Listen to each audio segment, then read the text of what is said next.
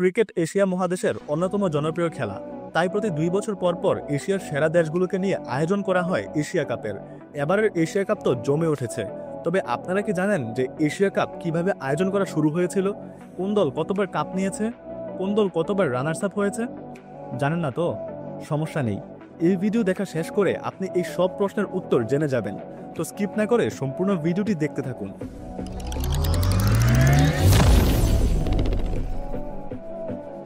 1984 সালে এই প্রতিযোগিতা প্রথমবারের মতো আয়োজন করা হয়। এরপর থেকে এই 2025 সালের আসনসহ এই প্রতিযোগিতা মোট 17 বার অনুষ্ঠিত হয়েছে। তো শুরুতেই বলি এশিয়া কাপের সূচনা কিভাবে হলো। আসলে এশিয়া কাপের সূচনা ঘটেছিল শুধুমাত্র 2টি ওয়ার্ল্ড কাপের টিকিটকে কেন্দ্র করে।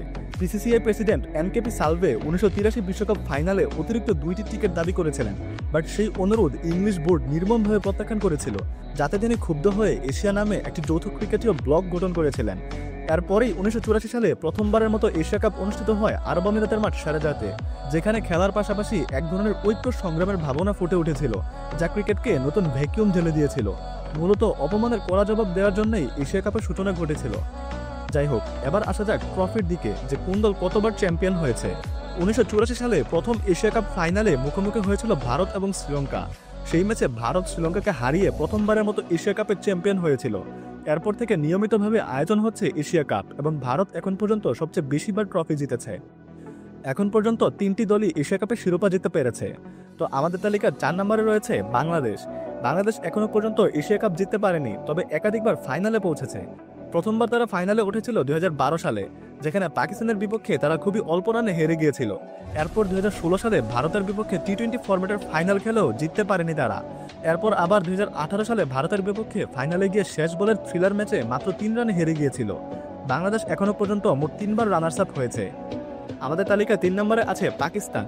পাকিস্তান এখনো পর্যন্ত এশিয়া কাপে মোট 2বার চ্যাম্পিয়ন হয়েছে। প্রথমবার তারা শ্রীলঙ্কার বিপক্ষে ফাইনালে জয় পেয়েছিল 2000 সালে। এরপর দ্বিতীয়বার শিরোপা জিতে 2012 সালে।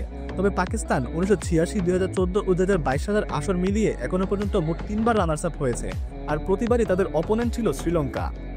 আমাদের তালিকার 2 নম্বরে আছে শ্রীলঙ্কা। লঙ্কানরা এখনো পর্যন্ত মোট 6 বার এশিয়া কাপ চ্যাম্পিয়ন হয়েছে। তারা প্রথম শিরোপা জয় করে 1986 সালে, যেই ফাইনালে প্রতিপক্ষ হিসেবে ছিল পাকিস্তান। এরপর 1997 সালে ভারতকে হারিয়ে দ্বিতীয়বারের মতো চ্যাম্পিয়ন হয়েছিল তারা। এরপর 2004 ও 2008 সালেও তারা ভারতের বিপক্ষে ফাইনাল জিতে শিরোপা তুলে নিয়েছিল। তারপর তারা 2014 ও 2022 সালে পাকিস্তানের বিপক্ষে জিতে 6ঠবারের মতো এশিয়া কাপ ট্রফি নিজেদের করে নিয়েছিল। শ্রীলঙ্কানরা এখনো পর্যন্ত মোট 6 বার রানার্স আপ হয়েছে, যেখানে প্রতিবার তাদের প্রতিপক্ষ ছিল ভারত ও পাকিস্তান। আমাদের তালিকায় 1 নম্বরে আছে ভারত। ভারত হলো এশিয়া কাপের সবচেয়ে সফল দল।